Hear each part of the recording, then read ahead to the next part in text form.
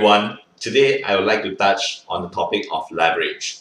Now I'm not sure whether you have observed how leverage is being played in the whole real estate sales cycle. I call this the leverage food chain. Now right at the top of this food chain are the property owners. Now these owners can include developers and individual homeowners who have the intention to sell or rent their properties. Now, apparently, they can do it alone themselves, but most of them would choose to engage agents or marketing salespersons like us to do the legwork and to do the marketing for them. Now, they need people to advertise their properties. They need to leverage on the combined massive network and legwork of salespersons. Basically, within a very short period of time, they would like to actually sell as many of their properties as possible, or they just want to make sure that their individual property is being sold at a good price as fast as possible. So some owners actually would choose to appoint more than one marketing agent or salesperson to make sure that they achieve the maximum result in a very short period of time. So in this way, they are trying to leverage on as many capable people as possible. Now, this is one form of leverage that's being played in the whole real estate sales cycle. So what do salespersons do? We start conducting our own network of clients and prospects to update them on property launches or new resale properties out there in the market that we are marketing. And I have seen many hardworking salespersons spending hours and days doing roadshows at shopping malls, residential estates, and very often literally roadshows in the sense that they are standing right by the side of the roads, handling out flyers, or even pitching tents, to invite drivers of vehicles that pass by to stop and come out for a discussion. So, what do salespersons get in return actually? I suppose many of us are not paid unless we manage to close a deal. And if that happens, of course, we are paid well. The commission sometimes is equivalent to several months of pay of a normal corporate employee.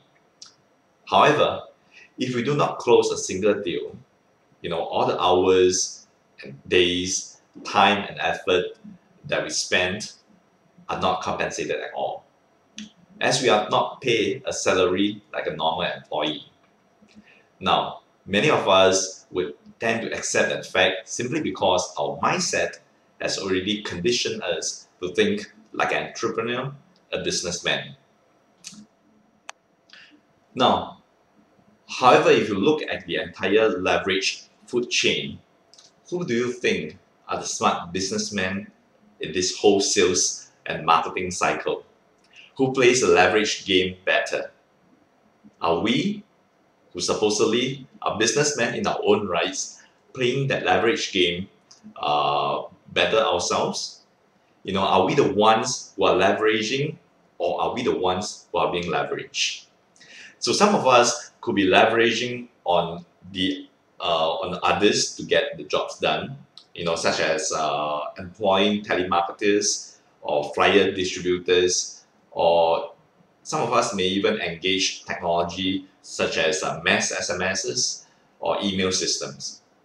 However, if the majority of us are just limiting ourselves to just our existing contacts and not exploring new and more cost-effective ways of leveraging, I feel that something is wrong somewhere. We are not here to debate who is right or wrong. In fact, in this whole sales process, there is no right or wrong. It is all about willing parties to leverage and to be leveraged upon.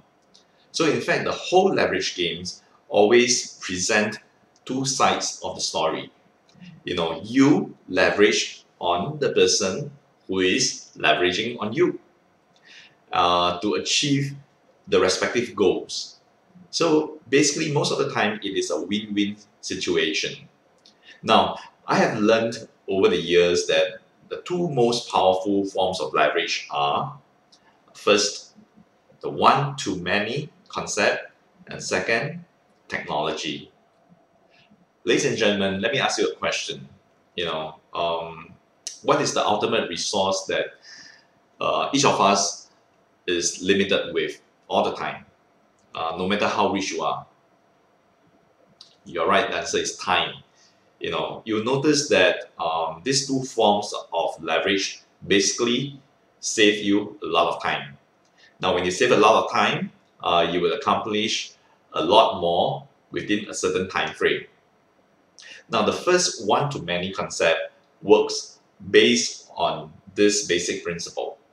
If I can send out my marketing message to 100 people, say in 1 hour, why would I want to spend 1 hour talking to each of that 100 people, which would then take me 100 hours to send that same message across? Now, this one-to-many concept has seen me engaging audience in property seminars.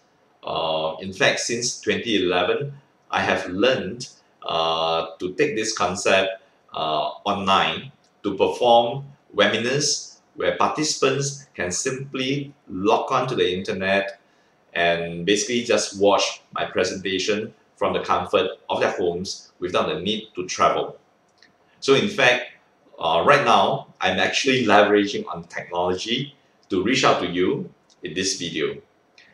This brings me actually to this second leverage concept, which is making use of technology to achieve more in lesser time. Webinars is just one form that one of the tools that I use to leverage. Other technological tools include things like building niche sites to cater to different profiles of clients or prospects, and using email systems to follow up and actually to engage inquiries, people who inquires, who send in inquiries almost instantaneously after they send in the submission form for inquiries. So, Patrick and I are very experienced practitioners of implementing innovative technologies to solve the challenges that we face daily in our work. So, we will be sharing more of this in the upcoming releases.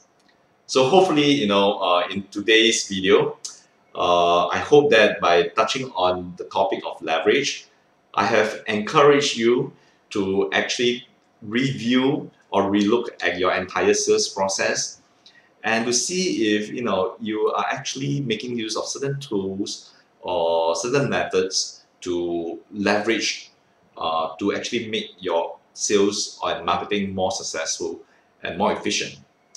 So we'll be sharing more of this in the upcoming releases.